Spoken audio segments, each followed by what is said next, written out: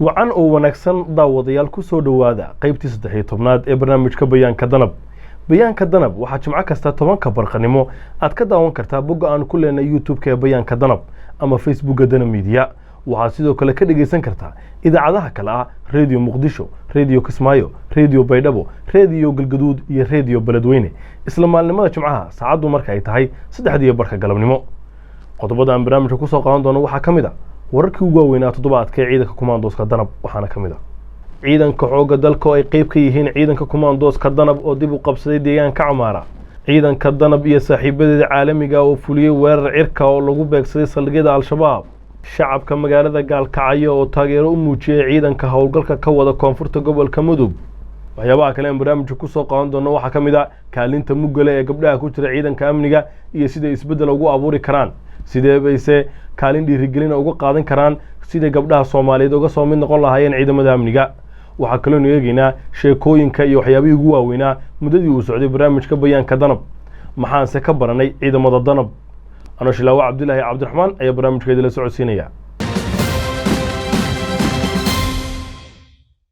كوسو دوادا مركلة برنامج كبيان كدنب وركيت ضباط كعيدا كاين كوبلا ونا برنامج كنا عيدا كحوجة دلك الصوماليات أو يقيب كيهين كوماندوس كدنب يدراويش تمام القبلات كجلمدوك. أيات ضباط كان دبوا قبصة ديجان كعمارة قبل كمدوك ومدكوبا أي هستين ميليشيات كالشباب. weerar ay qaadeen ciidamada isbahaysanaya ayaa si buuxda loogu xaqiijiyay gacan ku haynta Camaara. waxa ay ciidanka dileen xubno ka tirsan Al-Shabaab iyadoo qaar kalena la dhaawacay sida ay xaqiijiyeen saraakiisha ciidanka hogaaminaysay. xaaladda Camaara ayaa caadi ku soo noqotay hadda. ciidanka Danab guutooyinka kale ee xoogga dalka iyo kuwa Galmudug ayaa sugay amniga goobaha muhiimka ee magaalada sida xarunta maamulka degmada, saldhigga booliska iyo xarumaha kale ee bixiya adeegyada bulshada. deegaanka Camaara ayaa ka mid ah deegaano badan oo dhawaan lagu xoreeyay howlgalka ka socda koonfurta gobolka Mudug. ciidanka sida gaarka u tababaran ee Commandos-ka Danab ee xoogga dalka Soomaaliyeed oo kaashanaya saaxiibadooda caalamiga ah ayaa maalintii Talaadada fuliyay duqeyn kale oo lagu bartilmaameysanayo fariisimaha kooxda Al-Shabaab ay ku leeyihiin koonfurta gobolka Mudug. duqeynta oo ahayd waxyeeleynta cadawga iyo wiqidda awoodda ay u leeyihiin inay dhibaato geysan karaan ayaa si gaara loogu beegsaday dhowr difaac oo ay maleeshiyaadka Al-Shabaab ku sugnaayeen kuwaasoo u dhow deegaanka Camaara. taliyaha ciidanka dhulka ee xoogga dalka Soomaaliyeed Generaal Maxamed Tahliil Biixi Shariiful Arwaax ayaa warbaahinta ciidamada qalabka sida uu sheegay inuu ku dhawaad 100 ka tirsanaa maleeshiyaadka Al-Shabaab lagu dilay duqeyntan isla markaana lagu burburiyay saanad military dhufaysyo. waxa uu intaasi ku daray inaanay jirin wax khasaare ah oo shacabka ka soo gaaray intii duqeyntu ay socotay. waa duqeyntii saddexaad oo ay ciidanka Danab iyo saaxiibadooda caalamiga ay ka fulniyaan gobolka Mudug muddo 2 bilood gudahooda. 2 weerar oo kale oo kan ka sii horeeyay ayaa sidoo kale khasaare loogu gaarsiiyay Al-Shabaab. saaxiibada caalamiga ee taageeraya Danab ayaa sheegay inay sii wadi doonaan gacansiinta bahwadaagtooda si looga hortago halista Al-Shabaab. boqolaal qof oo isugu jira mas'uuliyiin ka tirsan maamulka Galmudug iyo qaybaha kala duwan ee bulshada ayaa ka qayb galay banaanbax maalintii Arbacada ka dhacay magaalada Gaalkacyo ee xarunta gobolka Mudug kaasoo lagu taageerayay howlgallada ka dhanka Al-Shabaab ay wadaan ciidamada xoogga dalka sida Danab iyo kuwa Galmudug. shacabka ayaa muujiyay dareenka iyo garab istaagooda ciidanka howlgallada ka socda koonfurta gobolka Mudug waxayna ku ammaaneen guulaha waaweyn ay ilaa hadda ka gaareen howlgalka. waxay dadka isu soo baxay ku qaylinayeen erayo ka dhana Al-Shabaab iyagoo watay boorar ay ku qornaayeen halkuldhigyo ay ku cambaareynayaan siyaasadda rabshada iyo argagixisada ku dhisan ee Al-Shabaab. xubno ka tirsan dadka soo abaabulay dibadbaxa oo goobta ka hadlay ayaa sheegay in hiil iyo hooba ay la garab taagan yihiin ciidamada dagaalka ku jira. waxay u duceeyeen askartii ku dhimatay muddadii ay howlgalladu socdeen waxayna caafimaad iyo soo kabasho degdega u rajeeyeen kuwa ku dhaawacmay. shacabka Gaalkacyo ayaa u arka guulaha ciidanku ay ka gaareen howlgalka mid faa'iido amni ugu jirta magaalooyinka gobolka. intaasi aan kaga gudubno wararkii toddobaadka ee ciidanka Commandos-ka Danab. haween badan oo Soomaaliyeed ayaa ku biiray ciidamada amniga sida Danab dhowrkii sano ee u dambeeyay. kaalin firfircoon oo hogaamineed ay ku leeyihiin hay'adaha amniga. haddaba warbixinta soo socota ayaynu ku eegaynaa doorkooda iyo waxa lagaga dayan karo haweenka ku jira ciidanka. haweenku waxay ka tirsan yihiin ciidamada kala duwan ee amniga Soomaaliya sida booliiska, nabad sugidda iyo xoogga dalka sida Commandos-ka Danab. kaalinta ay ka ciyaaraan hay-adaha amniga waa mid muhiim ah. waxay ka howlgalaan dhammaan qaybaha iyo laamaha ay ciidamadu ka kooban yihiin, iyagoo qaarkood haya xilal hogaamineed. kuwa ka mid ah waa taliyayaal, saraakiil xigeenno iyo askar caadi ah. tiro badan oo ka mid ah haweenkani Soomaaliyeed ayaa sanad kasta ku biira ciidanka xoogga dalka. haweenkan waxay doonayaan in ay meesha ka saaraan ra'yigii qaldanaa ee ahaa inaysan askar noqon karin. markay ciidanka xoogga dalka ku biiraysay gaashaanla dhexe Iimaan Maxamuud Cali Axmed 10 sano ka hor waxa uu muuqday inay isbedel horseedi karto.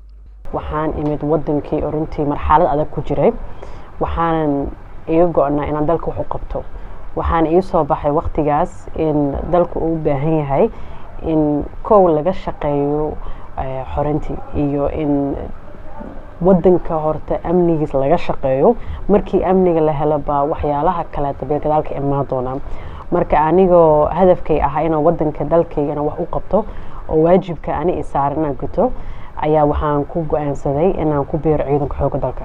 muddadii ay ciidanka ka tirsaneyd Iimaan xilal kala duwan ayay ka soo qabatay, sida hogaaminta ururo kala duwan. hadda oo ay ku magacaaban tahay hogaanka xiriirka arrimaha dibadda ee ciidanka xoogga dalka, waxay aragtaa fursad hogaamineed oo u banaan dumarka. Asli Maxamuud Xalane waa guutada 16aad kumaandooska danab ee xoogga dalka.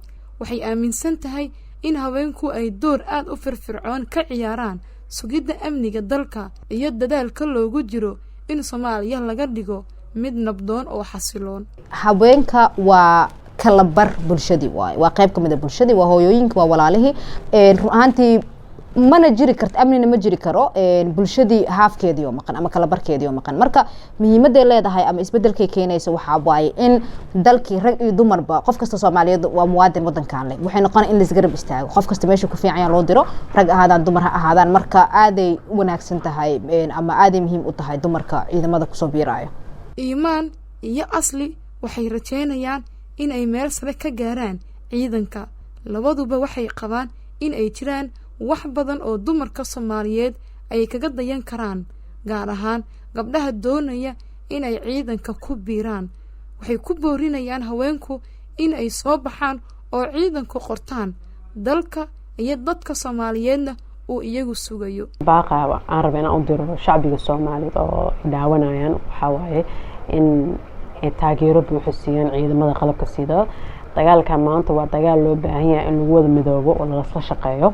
marka aniga fariinteedu waxa waaye aan istaagno, aan la shaqeyno ciidanka. fariinta u diraayo dhalinyarada ee Soomaaliyeed ee rabaan ciidanka inay ku soo biiraan xoogga dalka Soomaaliyeed, gaar ahaan danab waliba gabdhaha, waxay tahay waxa la soo dhawaada. ciidanku waa ciidankiini, wadankiini waaye, cid idinka xigta ma lahan. haddaad diyaar u tahay inaad wadankaaga difaacdid, muwaadin dalkiisa jecel tahay, u diyaarsan inuu ka soo baxo, because shaqada ciidamada waa adag tahay, wax sahlan ma aha. qof kastana kuma dhiiran karo ilaa aysan jirin qaacido ku wada iyo qofku wuxuu aaminsan yahay. marka waxaa leeyahay haddaad tahay qof dhalinyaro, qof Soomaaliyeed, gabar iyo wiil waxaa tahay jecel dalkiisa inuu difaaco. anaga walaalaha ayaan nahay ciidanka xoogga dalka Soomaaliya, ciidankaaga waaye. waxaa la dhihi lahaa soo dhawaada. si kastaba ha ahaatee, dad badan waxay rumaysan yihiin in waxa la saadaalinaya ay tahay in ay sii kordhaan kaalinta hogaamineed iyo waxqabad ee haweenka, gaar ahaan iyadoo hadda lagu jiro xilli doorasho oo saamileyda siyaasadda dalku ay isku wada raaceen in la xaqiijiyo qoondada haweenka ee 30%. muddadii uu socday barnaamijka bayaanka danab waxyaabo badan ayaynu ka baranay ciidanka kumaandooska danab. hadday noqon lahayd guulaha waaweyn ay ciidan ku tallaabsadeen 12 bilood oo u dambeeyey, howlgallada, tababarada iyo weliba iskaashiga saaxiibadooda caalamiga ah. guulaha ay ciidanku gaareen waxay ku xoreeyeen dhul ballaaran oo ka tirsan gobollada koonfurta iyo bartamaha Soomaaliya. deegaanada xorta waxaa soo noqday noloshii iyo dhaqdhaqaaqii bulshada. horta laba meesha haddii laba qof isku bedesho kolay dhibka iyo dheefteedba waa la kala yaqaanaa. laakiin qoladii hore magaaladan haysatay markaan joognay anaka waxyaabaha maanta aan helayn, xorriyadda maanta haysano, hadallada maanta aan ku hadleyno, sida maanta aan u nahay aftahan mu hadli jirin, laano waxaan ugu jirtay baqdin dhankooda. maantana waxaan nahay dad meel walba tagi karaan, deegaankooda ay xor u yihiin inaan nahay. run ahaantii ma jiri jirin dhalinyaro meel intay iskuul imaato fadhi ku dirar sameey karta ma jirin. ma jiri jirin dhalinyaro kubadda cagta ama garoomada balooni lagu ciyaaro deegaanka ah ma jiri jirin caburin zaa'id ay ka jiri jirtay xilliyadaas laakiin hadda maasha Allah muddo laga joogo muddo sanad iyo xoogaan xaalad deegaanka waa mid aad u sareysa mid aad u fiican waxyaabaha kale ee ay ciidanku ku guuleysteen waxaa ka mid ah dhaqan celinta iyo soo dhoweynta dadka ka soo goostay al-shabaab guulaha la gaaray ayaa suuro gelisay in dhalinyaro badan ay si iskooda uga soo baxsadaan al-shabaab dibna ay ugu laabtaan bulshooyinkooda danab ayaa kaalin weyn ka ciyaarta soo dhoweynta dadka ka soo goosta al-shabaab isla markaana siisa fursad ay noloshooda ku dhisan karaan mar kale maskaxdii way bedeleen sideen ku raacay bil markaan dhex joogaan fahmay waxay qaabkay yihiin inuu dad arxan daro oo ishaqada arxan laabo inay yihiin aan ogaaday sidaa darteeda marka fal aan kusoo baxsan lahaan diyaarsaday sideen ugu soo baxsaday waxaa ku gelaysaa janaa ku gelaysaa arrinkan waxyaabo badan aakhirada adduunka waa ku liibaanaysaa fikrada noocaasaa laga dhaadhiciyey markii aan ogaaday in falal xun ay ku qaaqayaan dad ay yihiin arxalaabayaal ah aan ogaaday ma ogeyn macnaha sida hadda dad masaakiin oo iska shaqaynaysanaysa hadda qarxi lagu fulinayo sida hadda dad oo ashaadan fikirinayo kale oo la tuurina la dilayo ma uu raqabin sidaas waxa aynu sidoo kale aragnay tababarka heerka sare ay leeyihiin ciidanka sida gaarka u tababaran ee kumaandooska danab ee xoogga dalka Soomaaliyeed ciidanku waxa ay qabaan mid ka mid ah tababarada ugu casrisan ee ay leeyihiin ciidan Soomaaliyeed tababaradan ayaa u fudeediya ciidanka inay howlgallo badan ku guuleystaan hanaanka tababarada guutada 16aad ee kumaandooska danab ay qaataan waa mid la mid ah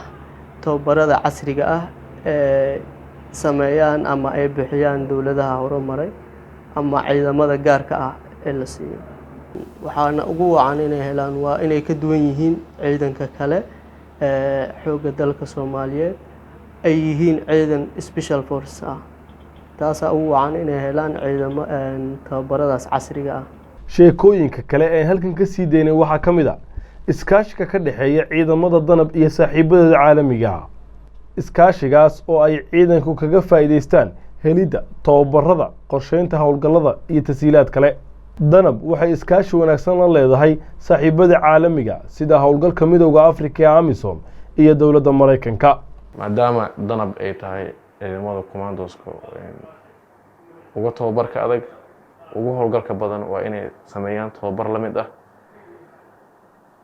magacooda cadowga maaha mid dhaleeysan karo mar walba inaad tababar iyo aqoonba dheertay taasana ku dadaalnay dowladda Mareykanka waxay siisay kumaandoosta danab waxyaabo badan sida tababar aasaasi ah waxaan siinay qalab sida gaadiid iyo qalabka askartu ay qaataan sidoo kale waxaan muddo hore siinay hub iyo tababaro la xiriira habka isticmaalka hubka waxa intaasi dheer oo aan danab siinay qalab iyo caawimaad xagga la talinta ah oo ay bixiyeen ciidamada Mareykanka ee qaabilsan howlgallada gaarka ah iyo kuwa kale ee halkan Soomaaliya jooga halkaasi aynu uga gudubno warbixin aynu ku eegaynay qaar ka mid ah sheekooyinka aynu hore ugu soo qaadanay barnaamijka bayaanka danab guud ahaan daawadeelintaasi waxaa ku dhan qaybtii 13aad ee barnaamijka bayaanka danab oo ah qaybtii ugu dambeysay barnaamijka muddo ayuu hawada ka maqnaan doonaa wixii intaasi ka horeeya waxaad warar sheekooyin iyo macluumaad badan oo ku saabsan ciidanka danab aad kala socon kartaa bogga Facebook ee Danab Media fikirkaaga noogu reeb halka hoose ee faallada baraha bulshada ee hadda aad ka daawanayso adigoo ka soo jawaabaya su'aasha toddobaadka oo ah mawduucyo nooceeya ayaad jeclaan lahayd barnaamijka bayaanka danab in lagu soo qaato marka uu hawada dib ugu soo laabto sidoo kale soo wac ama fariin qoraal u soo dir idaacadaha aad hadda ka dhageysanayso barnaamijka bayaanka danab waad ku mahadsantihiin la socodka barnaamijka bayaanka danab intaynu waqti kala kulmi doono anoo Shilaawa Cabdilaahi Cabdiraxmaan iyo asxaabta kaleba waxaan idinkaga tegaynaa sidaas iyo nabadgelyo